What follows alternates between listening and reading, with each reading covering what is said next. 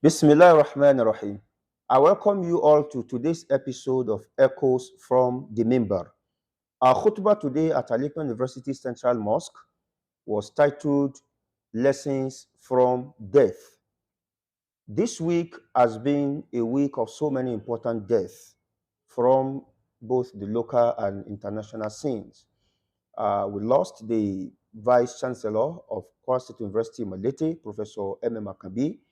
We also lost one of our mashayikh in the science of hadith, Sheikh Mahmoud At-Tohan, the author of the popular Taysir Musal Hadith, also Justice Daibu of the Kwara State High Court.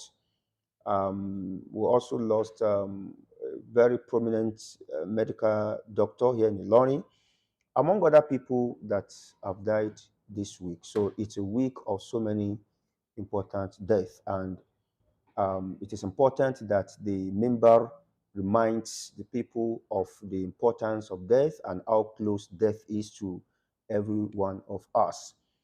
Um, Almighty Allah in the Quran mentioned in Surah Al-Rahman that every living being will taste death, and the only thing that will be left is Almighty Allah subhanahu wa ta'ala alone. كل من عليها فان ويبقى وجه ربك ذو الجلال والإكرام. Everything on the surface of the earth shall perish. The only thing that will be left is the face of Allah subhanahu wa ta'ala, the Almighty, the All Honorable. And he also mentioned specifically, and in fact more emphatically, in three different verses of the Quran, that kullu nafsin dha'iqatul maut, every soul shall taste death. In one of the verses, he said, وَنَبْلُوكُمْ بِالشَّرِّ وَالْخَيْرِ فِتْنَةً وَإِلَيْنَا تُرْجَعُونَ. We shall put you to trial. We shall test you with good and evil as a tribulation, and to us is your return. In the second ayah, he says, كُلُّ نَفْسٍ ذَائِقَةُ الْمَوْتِ وَإِنَّمَا تُوَفَّوْنَ أُجُورَكُمْ يَوْمَ الْقِيَامَةِ. Every soul shall taste death, and you all shall be paid in full measure on the day of resurrection. فَمَنْ زُحْزِحَ عَنِ النَّارِ وَأُدْخِلَ الْجَنَّةَ فَقَدْ فَازَ. Whoever is saved from hellfire and is admitted into Jannah has indeed earned a great success, is prosperous. وَمَا الْحَيَاةُ الدُّنْيَا إِلَّا مَتَاعُ الْغُرُورِ. The life of this world is nothing but a deception. And in the third and last verse, he said, كُلُّ نَفْسٍ ذَائِقَةُ الْمَوْتِ ثُمَّ إِلَيْنَا تُرْجَعُونَ. Every soul shall taste death, and you shall be returned to us. These verses were explained in the light of their content, so that we remind ourselves of the closeness of death to every one of us. The khutbah majorly admonish people about preparation for death, and that death is not about the state of your health, but about your time, your specific. Um, distracting me. So the khutbah majorly admonish people about death, and that death is not about the state of your health, but about the prescribed time that Allah subhanahu wa ta'ala had destined for every soul to live. So when your time comes, there is absolutely nothing you can do about it. In the khutbah, the story of Prophet Dāwud was told to remind us about how close death is to our doorsteps. And this story was mentioned by Al-Imam Ahmad in his Musnad, and also by Al-Imam Ibn Kathir in his book Al-Bidayah wa Nihaya. I'm going to combine the two stories so that we'll have a full information about what transpired. It is mentioned by Imam Ahmad in his Musnad on the authority of Abu Hurairah radiallahu ta'ala anhu, أن رسول الله صلى الله عليه وسلم قال, the Prophet ﷺ said, كان داود النبي في غيرة شديدة. Prophet Dawud alayhi salam was a very jealous man. He was very jealous about his family, and because being jealous about your wife or wives is one of the teachings of Al-Islam. Anyone that is not jealous about his wife, that doesn't care how his wife dresses, where she goes, who she interacts with, how she behaves, is a dayuth. And Prophet ﷺ said, the youth will not enter Jannah. So Prophet Dawud alayhi salam, fi ghayratun shadida, was very jealous about his family. وَكَانَ إِذَا خَرَجَ أُغْلِقَتِ الْأَبْوَابِ. Whenever he leaves his house, the doors are shut. The doors are locked from outside so that nobody gets into the house except when he returns. فَلَمْ يَدْخُلْ عَلَى أَهْلِهِ أَحَدٌ حَتَّى يَرْجِعَ. No one is able to have access to his family until Dawud alayhi salam returns from wherever he had gone. So one day, فَخَرَجَ ذَاتَ يَوْمٍ وَغُلِّقَتِ الدَّارِ. So one day Dawud left his house and the door was locked as usual. فَأَقْبَلَتِ امْرَأَتُهُ تَطْلُعُ إِلَى الدَّارِ. One of the wives probably had strange footsteps around the house. So she came to look around whether Dawood had returned or probably there was something moving around in the house. فَإِذَا رَجُلٌ قَائِمٌ وَسَطَ الدَّارِ. What the wife saw was a man, a strange man, standing in the middle of the house. So she said to the other occupant of the house, مِنْ أَيْنَ دَخَلَ هَذَا الرَّجُلُ. How did this man enter the house? وَالدَّارُ مُغَلَّقٌ. While the house is locked. So how did he enter? So when Dawud alayhi salam came, it is said that he asked the man, Man ant, who are you? And the man said, Ana man la yahabul muluk. I am someone that does not fear the kings. Wala tumna'u minhu al-qusur. And no one can deny me access to any house that I wish to enter. Wala yakubalu rashwa. And I do not take bribes. So when Dawud alayhi salam had this, he said, Even anta malakul maut. Then you must be the angel of death. And the man said, Yes, ana malakul maut. I am the angel of death. Dawud alayhi salam knew that the angel of death does not come to visit for picnic or for celebration. Wherever he goes, he leaves tears. So Dawud alayhi salam said, But why have you come now that I'm here to prepare? Why did you come now? I have not prepared. The angel of death was said to have replied Dawud, Ya Dawud, O Dawud, Aina fulanun qaribuk. Where is so and so who was your friend? Dawud said, Matt, he's dead.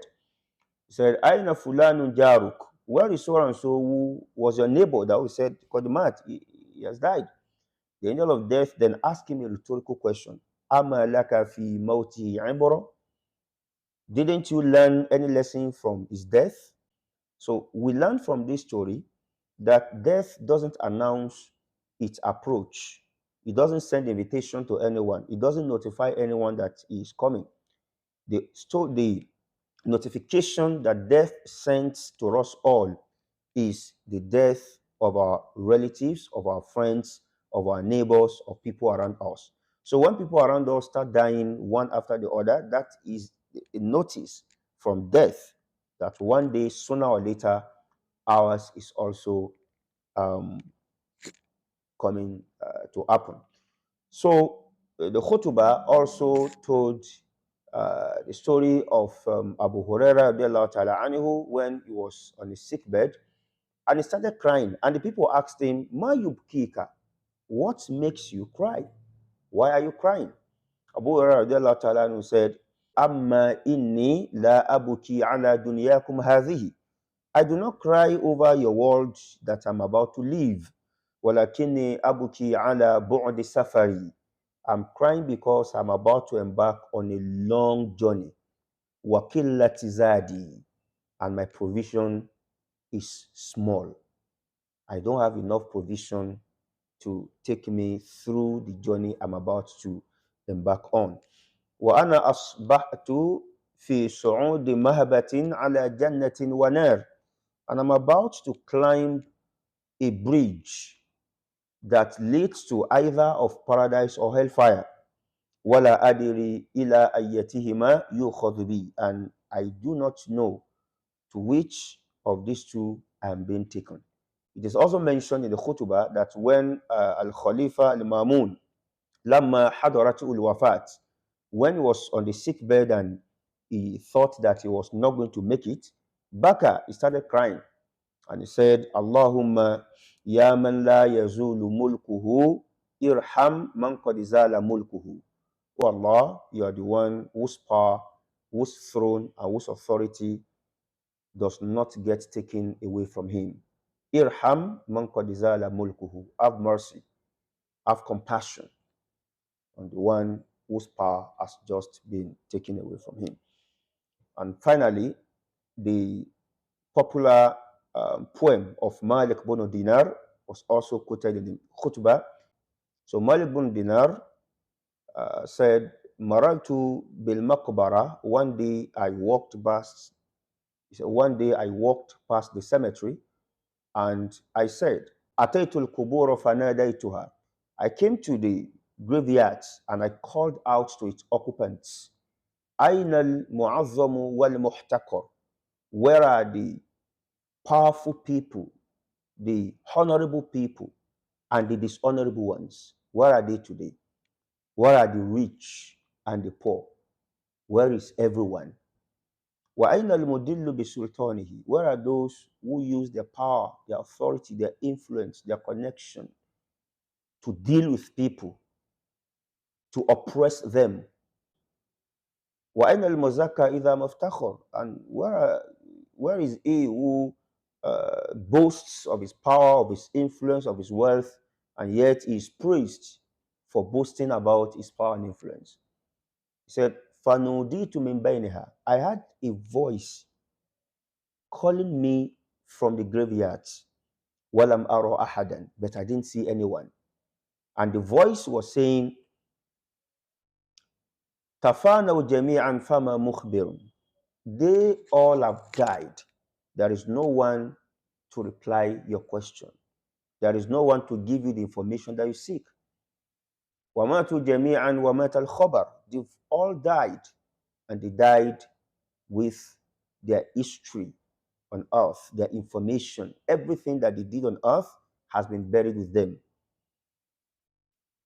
وَصَارُوا إِلَى مَالِكٍ قَاهِرٍ. They've gone to Allah, who is the most powerful and overwhelming God. Azizin muta'in idha ma amar. He is mighty and is obeyed whenever he gives a command. Fayasa ili an unas mabaw ama laka fima taro mu'tabar. You, O man, that is asking me about the past generations, didn't their graveyards tell you anything? Didn't you learn a lesson from the fact that they've now died and can no longer wield the power, the influence, and the authority that the Ithato wielded while alive? So this khutbah reminds us of our sojourn on earth, and that one day it's going to come to an end, and that everyone should get prepared. Death does not discriminate, doesn't distinguish the old from the young, the wealthy from the poor, or the sick from the healthy. Death isn't about your health, it's about your time. May Allah grant us the best of time on the surface of the earth and forgive us of our sins.